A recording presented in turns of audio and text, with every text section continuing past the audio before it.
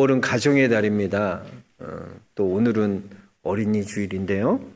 여러분, 하나님이 세우신 이 귀한 여러분들의 가정마다 하나님의 은혜와 축복이 흘러넘치는 그런 복된 가정 되시길 축복합니다. 오늘도 주님 앞에 나와 영과 진리로 예배하는 우리 모든 성도님들에게 하나님께서 한없는 은혜와 평강으로 여러분 삶을 충만케 하여 주실 것을 믿습니다. 우리 옆 사람과 인사하겠습니다. 잘 나오셨습니다. 은혜 많이 받으십시오. 은혜 받으십시오. 예. 이 크리스찬이면 누구나요, 이 자녀의 성경적 교육에 대해 고민을 많이 합니다. 그렇잖아요. 어떻게 하면 우리가 말씀대로 자녀를 키울까에 대한 고민을 크리스찬이면 누구나 갖고 있어요. 근데 참 사실을 보면 이 자녀가 참 내 마음대로 되지 않습니다. 내 생각대로 되지 않아요. 그래서 보면 주일학교에는 엄마 따라서 손잡고 왔던 아이들이 중학생이 되고 고등학교에는 머리가 점점 커지면서 왜 내가 엄마 따라 교회 가야 되냐? 엄마는 엄마 믿음이고 나는 내 믿음이다. 참 쉽지 않습니다. 요즘 사회는요, 이 세대 간의 갈등, 또 자녀와 부모와의 갈등, 남자와 여자와의 갈등, 가진 자와 없는 자의 갈등, 이 사회는요, 정말 언제 이 갈등이 폭발할지 모르는 그런 위기 가운데 있습니다. 특별히 하나님의 세우신 복된 가정 안에도요, 말할 수 없는 그런 상처와 아픔으로 힘들어하는 이들이 많이 있다는 거예요. 오늘 우리는 점점 무너져가고 있는 이 가정의 위기 가운데 우리가 어떻게 하면 이 무너진 가정을 다시 바로 세울 수 있을까? 어떻게 하면 우리 이렇게 나누어져 있는, 갈등하고 있는 우리 가정이 하나 될 수 있을까? 오늘 말씀을 중심으로 함께 생각해 보면서 하나님께서 우리에게 주시는 은혜를 기다리고자 합니다. 오늘 4절 말씀 우리 다시 한번 읽어보겠습니다. 4절입니다. 또 아비들아 너희 자녀를 노엽게 하지 말라고 오직 주의 교훈과 훈계로 양육하라 그랬어. 여기에 보면요, 특별히 누구들아 그랬어요? 엄마들아 그랬어요? 아니요, 아비들아라고. 즉 이것은 가정의 교육을 책임져야 될 사람이 엄마가 아니라 아버지의 그 책임이 있다는 거예요. 그래서 아버지는요, 가정에서 기준을 세워주는 사람이 아버지예요. 우리가 초등학교 때 보면 운동장에 나가서 조회나 아니면 운동장에서 막 운동할 때 보면은 선생님이 한 학생이 그런다. 너 기준해. 그러면 한 학생이 기준! 하고 손에 들어요. 그럼 그 학생을 중심으로 모든 줄이 다 그 학생 중심으로 맞춰져요. 마찬가지로 아버지는 가정에서 기준이 되는 분이에요. 기준을 세워주는 분이 바로 아버지라는 거예요. 근데 보면 보통 어때요? 우리나라의 모든 교육은 누가 책임집니까? 엄마가 더 도맡아서요. 그래서 그 아이가 성공하기 위해서 좋은 대학에 가기 위해서 세 가지가 필요하대잖아요. 할아버지의 재력. 아빠는 아니야. 할아버지의 재력. 두 번째, 아빠의 무관심. 세 번째, 엄마의 정보력. 그런 사회에 우리가 살고 있어요. 그러나 여러분 분명히 아세요. 자녀의 가정에서 자녀의 기준을 잡아주는 사람이 누구다? 아버지. 아버지는 가정의 기준을 잡아줘야 돼요. 그래서 아버지만 바로 서 있어도요, 그 가정이 든든히 서갈 수 있습니다. 저는 우리 영락의 모든 아버지들이 이렇게 가정의 기준을 잡아줄 수 있는 그런 믿음의 아버지들 모두 되시기 주의 이름으로 축복합니다. 가만 보면 여러분, 우리는 자녀에 대해서 절대 권력을 가지고 있어요. 왜냐하면 자녀의 의식주 문제를 누가 책임집니까? 부모가 책임져요. 그게 절대적인 권력이에요. 그 우리 아이들한테 협박 많이 하잖아요. 너 이렇게 안 하면 이거 안 사줄 거야? 너 이렇게 하면 이렇게 안 해줄 거야? 왜? 그것이 부모에게는 절대 권력이기 때문에 그렇습니다. 근데 그 절대 권력을 가지고요, 그 힘을 가지고 우리 부모들이 자신의 뜻을 이루기 위해서 자녀를 도구로 사용하는 경우가 많다는 거예요. 아, 난 그런 적 없는데 목사님, 내가 언제 우리 자녀를 도구로 알았어요? 전 그러지 않았어요. 가만히 생각해 보세요. 여러분, 우리 자녀들은요, 도구가 아닙니다. 나의 욕심을 자녀를 통해서 이루고자 해서는 안 되는 거예요.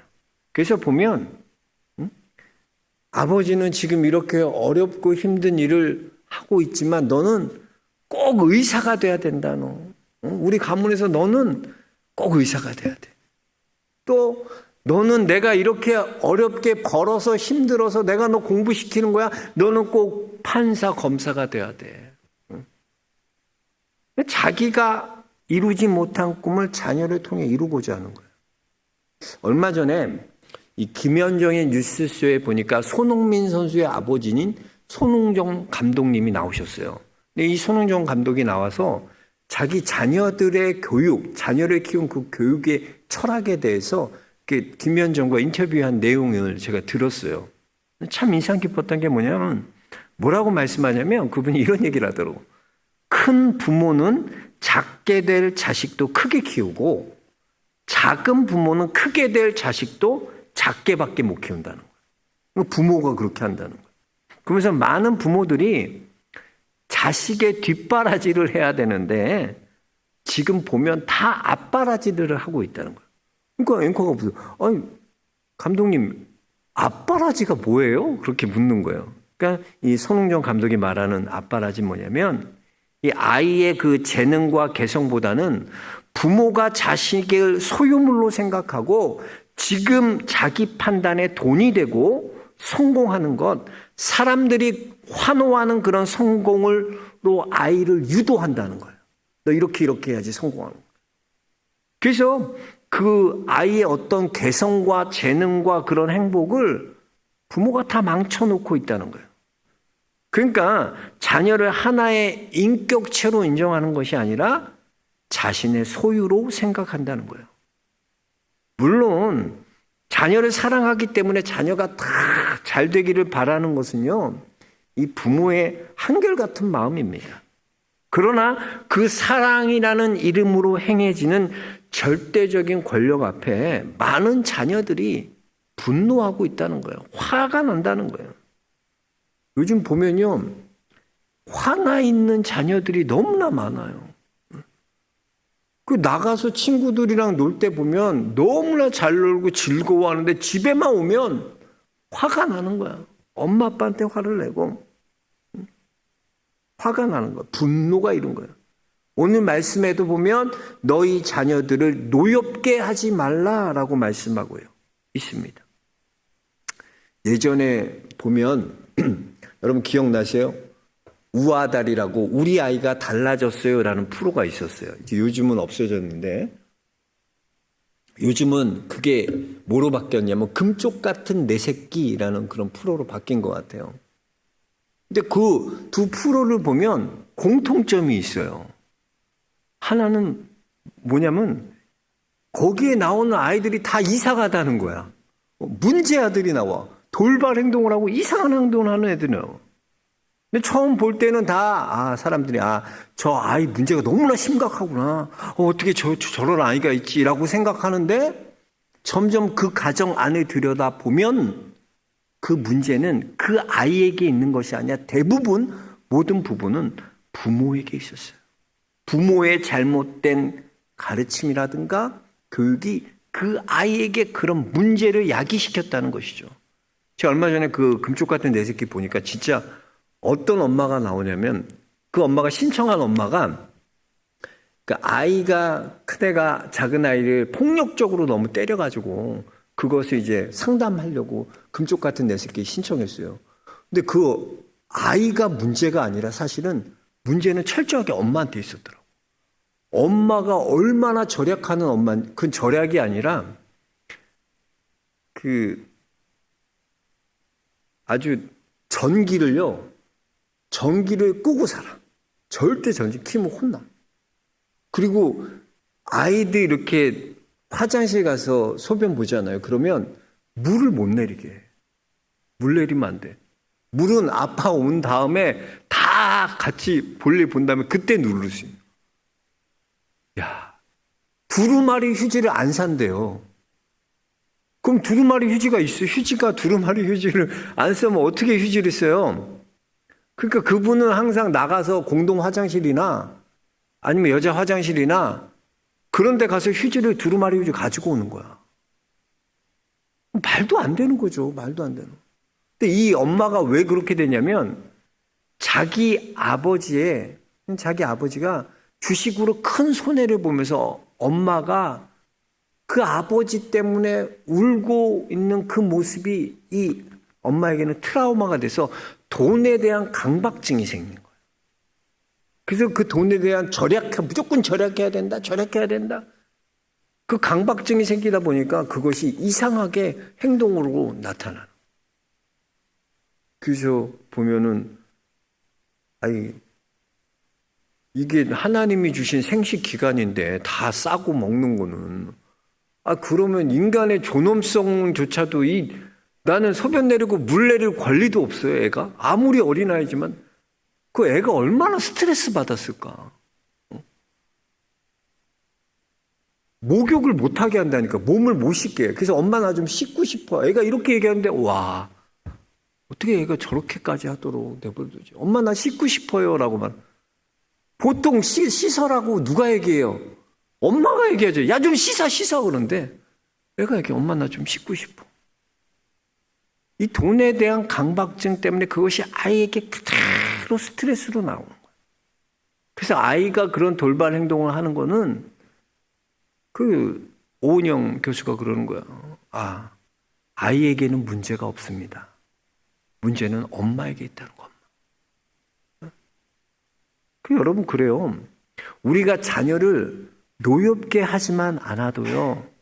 많은 문제들이 해결돼요. 옛날 어머니들 보세요. 우리 어머니들 얼마나 많이 눈물로 기도합니까?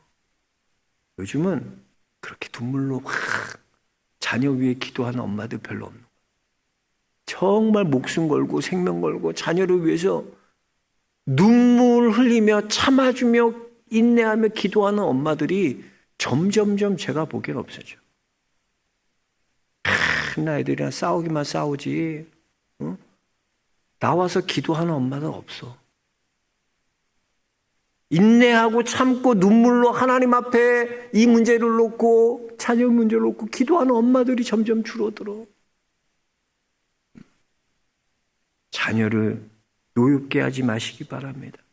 그럼 어떻게 해야 되나? 우리는 자녀를 노엽게 하는 것이 아니라 우리는 하나님의 말씀대로 우리 자녀들을 양육해야 돼. 하나님의 말씀대로 양육한다는 게 뭐냐? 내가 삶으로써 하나님을 믿는 것을 가르쳐야 돼. 그래서 부모를 보면 우리 엄마는 정말로 예수님을 믿는 분이야. 우리 아빠는 정말 하나님을 믿는 분이야. 예수님을 사랑하는 분이야. 이것을 뭐로 가르쳐야 돼? 말로 가르치는 게 아니라 내 삶으로 가르치는 부모가 돼요. 그래서 우리의 자녀의 양육은 뭐로 해야 되나? 우리의 자녀는요, 우리의 뒷모습을 보고 자라요. 우리가 어떻게 살아가느냐, 어떻게 하나님을 내 삶에 우리 가정의 주인 삼고 하나님이 주인 되셔서 하나님이 이끌어가는 가정을 살아가고 있느냐, 자녀들이 다 뒤에서 지켜보고 있는 거예요. 여러분, 우리가 삶으로 가르쳐 줄 수 있는 부모들 되시기 주의 이름으로 축복합니다. 우리의 신앙은 뭐로 가르치나? 말로 가르치는 것이 아니라 우리가 말씀대로 살아가는 모습을 통해 자녀에게 가르쳐 주는 거예요. 그럴 때 우리 자녀들이요, 그 모습을 보고 언젠가는 돌아오게 돼요. 하나님의 때 반드시 돌아오게 될 줄로 믿습니다.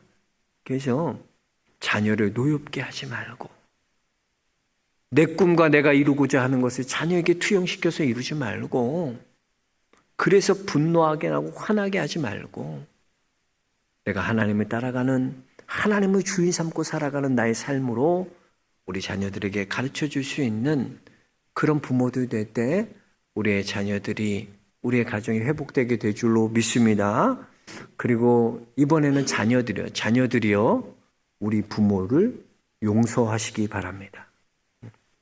우리 2절에 보면 내 부모를 공경하라 이것이 약속 있는 첫 계명이다 라고 말씀하고 있습니다. 왜 우리가 부모를 공경하고 순종하고 부모에게 용서해야 하나? 부모님이 우리의 축복의 통로가 되기 때문이에요. 우리 3절 말씀 같이 한번 읽어보겠습니다. 3절입니다. 이로써 내가 잘되고 땅에서 장수하리라 말씀하고 있습니다. 우리가 주의 말씀에 순종하고 부모님 말씀에 순종하고 부모님을 공경하면 이로써 땅에서 잘 된다는 거예요. 우리가 땅에서 성공하고 잘 되는 길이 어디에 있나? 부모와 좋은 관계를 맺는 데서 축복이 온다는 거예요. 지금도 보면요, 부모님과 의절한 사람들 많아요. 부모님 얘기 잘 안 하는 사람도 많습니다. 왜? 부모님 얘기할 때마다 상처가 떠오르거든. 부모에 대한 아픔과 상처가 있어서 부모가 절대 용서가 안 되는 거예요. 우리나라도 역사적으로 보면요, 이 설 차별의 명문화된 것이 조선의 이 태종 이방원 때예요. 이방원 때.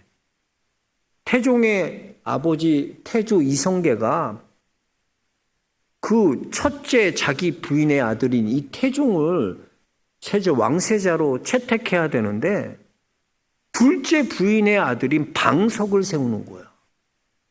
그러니까 가만히 있어요. 태종이 가만히 있겠어? 이방원이가 열받아갖고 왕자의 난을 일으키는 거예요. 다 죽여버리는 거예요. 그러면서 이방원이 태종이 무슨 정책을 그냥 그다음부터 설 차별 정책을 펴요. 설이라는 건 뭐냐? 서자. 그러니까 본처에게서 난 자가 아니라 첩의 자식들을 서자에 대한 차별을 시작합니다. 그래서 이 서자는 관직에 오르지 못하게 해요. 그리고 재산 상속이라든가 그 가족 내에서의 지위도 차별받게 했어요. 그래서 우리가 그때 어렸을 때 많이 읽었던 홍길동, 아버지를 아버지로 부를 수 없는 그때 홍길동이 나오는 거예요. 왜? 설 차별법 때문에. 그러니까 가만히 생각해보세요. 이 태종은 아버지 이성계 태조에 대해서 상처가 있는 거야. 당연히 자기가 첫째 부인에서 난 아들인데 내가 왕자로 당연히 채택받고 선택받아야 되는데 어떻게 아버지가 그럴 수 있지? 아버지에 대한 상처가 있는 거예요. 그 상처가 뭐로 나타납니까? 그래서 서울 차별법으로 나타난 거예요. 차별. 서울은 절대 관직에 오를 수 없어.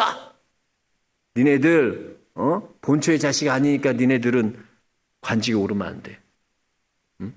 니네들 재산도 말이야 물려받을 수 없어. 안 돼. 모든 것을 차별하게 돼. 다 태종이 아버지 이성계로부터 이 상처가요 조선의 국운을 운명짓게 돼요.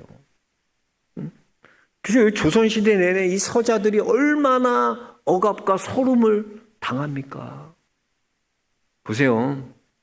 아버지의 관계가 회복되지 못하니까 그 집안의 저주가 시작돼서 다 왕자의 난을 일으켜서 형제들을 다 죽이게 되고 나라까지 저주의 영향을 받게 되는 그렇게 되는 거예요. 가정에서 시작했는데. 성경에서도 보면 보세요. 야곱의 가정 보세요. 야곱의 가정이 참 희한해요. 야곱의 가정은요. 아버지 이삭은요. 에서를 사랑하고 그는 사냥꾼이라 털이 많고 복시복술해서 아버지는 남자다운 그 걔가 좋은 거야. 에서가. 그래서 보면 그 에서를 이렇게 몸을 만지잖아요. 털도 너는 있고 사냥도 잘하고 사냥에서 좋은 음식 아버지가 제일 좋아하는 고기 그거 잡아다. 그러니까 이삭은 에서를 사랑했고 어머니 리브가는 야곱을 사랑했어요. 기울어진 사랑이죠. 그러니까 이 에서는 항상 엄마의 사랑을 그리워하는 거예요. 나도 엄마한테 사랑받고 싶은데. 그러니까 그 사랑을 어디에서 찾냐? 가나안 여인에게서 찾는 거야. 가나안 여인들이랑 그렇게 결혼을 해요. 왜? 엄마에 대한 사랑을 잘 못 배우니까 사랑이 엉뚱한 여자에 대한 환상적인 사랑을 갖고. 그래요, 여러분.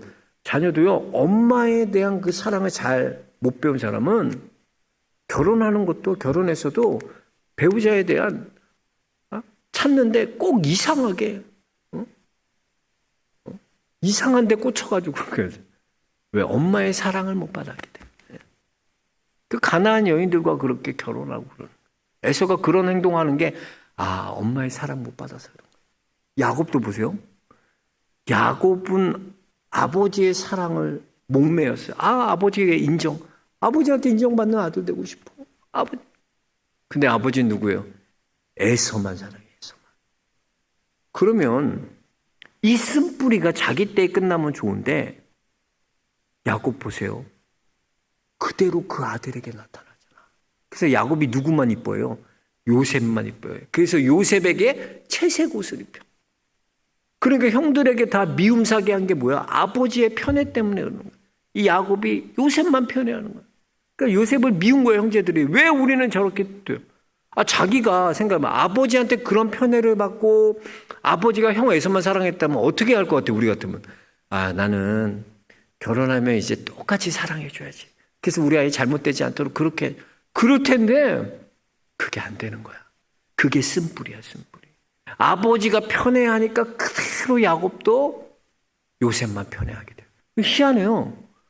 그 술 먹고 아버지가 알코올 중독자인 그런 집안에서 자라면 절대 나는 술 안 먹고 입에도 안 된다 그러는. 오늘 내가 아버지처럼 그렇게 술을 홀짝홀짝 먹고 엄마를 때리는 아버지를 보면 저건 사람도 아니라고. 어떻게 저럴 수 있냐고. 난 절대 안 먹어. 근데 보면 결혼해서 보면 나도 아버지가 했던 똑같은 행동을 내가 하고 있는 거야. 너무나 놀라워. 쓴뿌리야, 쓴뿌리. 그거가 이 야곱에게도 그대로. 야곱이요, 보세요. 왜 이렇게 장자의 축복에 매여 있었냐. 보면 장자권을 팥죽 한 그릇에 사잖아요. 이 장자권이 산다고 살 수 있는 게 아니거든. 그러니까 야곱에게 있어서는 그 마음이 있는 거예요. 아버지가 축복을 해 주셔야 자녀가 복 받는 거예요. 왜? 그게 하나님의 질서의 원리예요.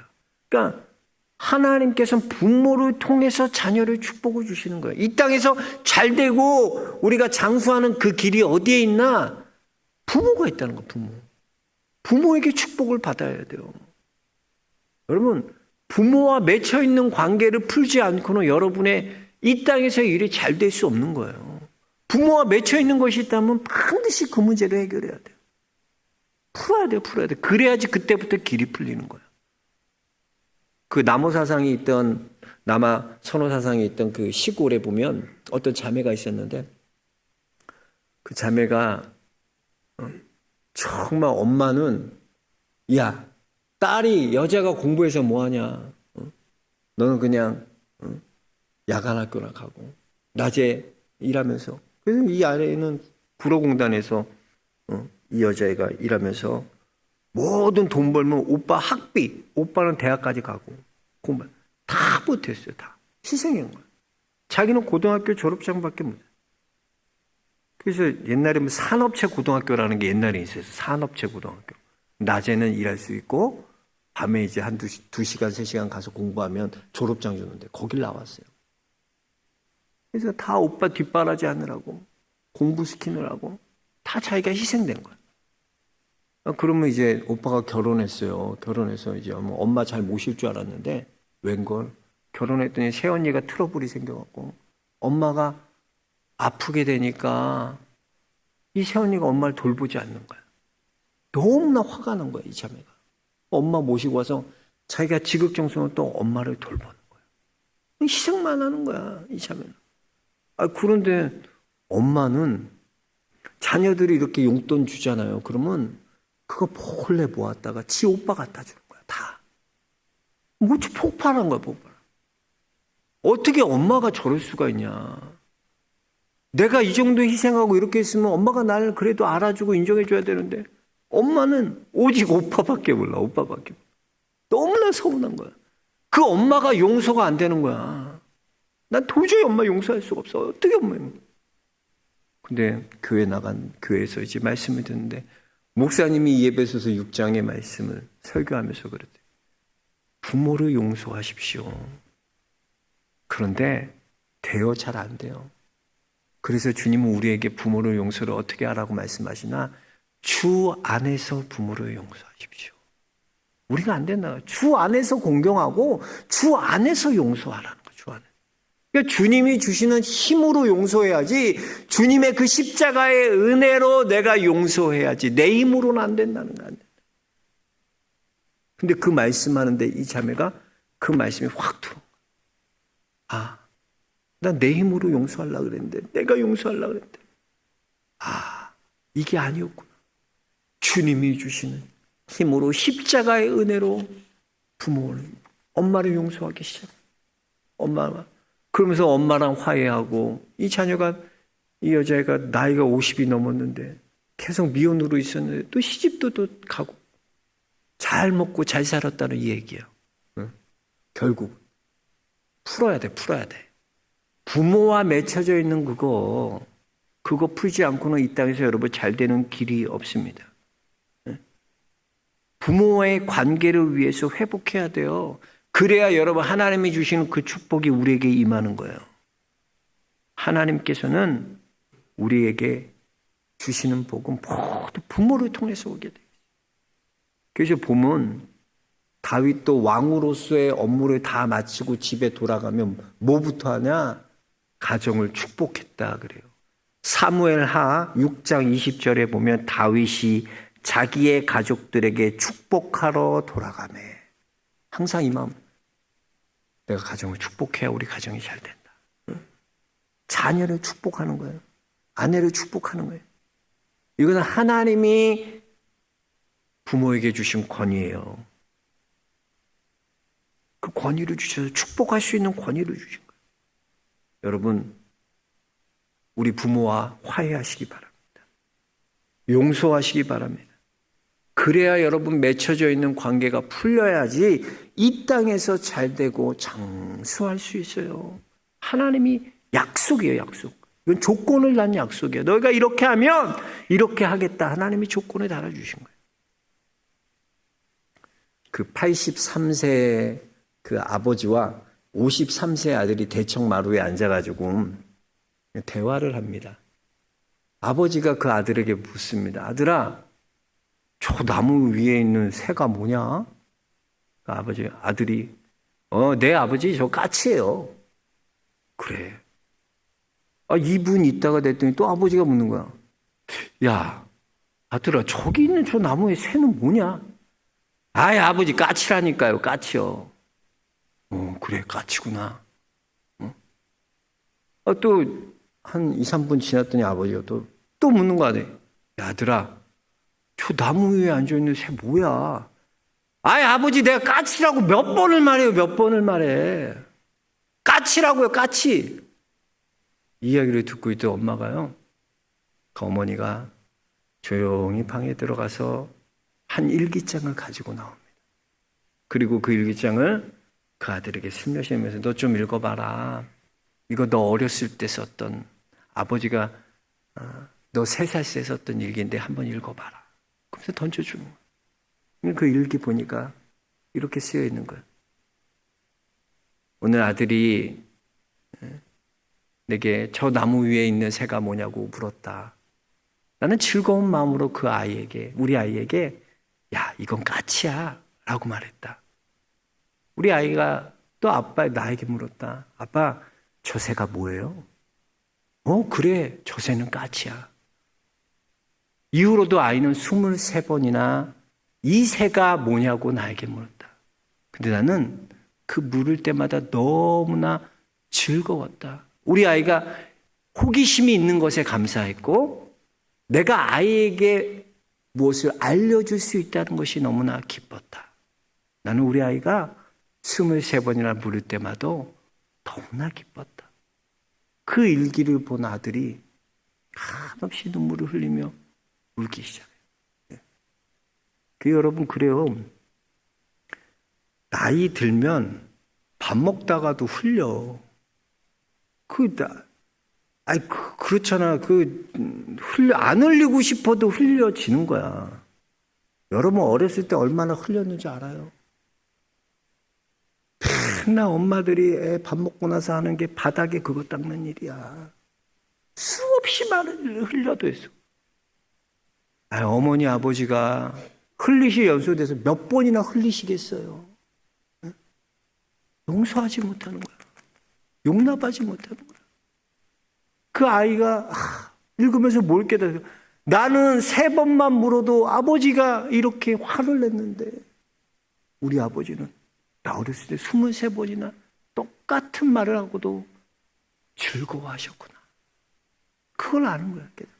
여러분 힘 가지고 왜 이렇게 소리 지르고 왜 사람이 힘이 생기니까 그래. 옛날에는 아버지가 힘이 있어서 그랬거든. 근데 아버지 이제 늙어서 힘이 없고 능력도 없고 근데 자기는 힘이 있거든. 여러분 이등병이 화내는 거 봤어요? 군대에서 이등병 화내면 즉살나게 맞아. 화는 누가 내나 다 병장이네. 병장이네. 힘 있는 사람이 화내는 거. 힘 있는. 자녀들에게도 마찬가지야. 내가 힘 가지고 자녀 노엽게 하는데 사용하지 말고 힘 가지고 기도하는데 사용하요. 힘 가지고 내가 하나님 말씀대로 가르치는데 사용하세요. 그리고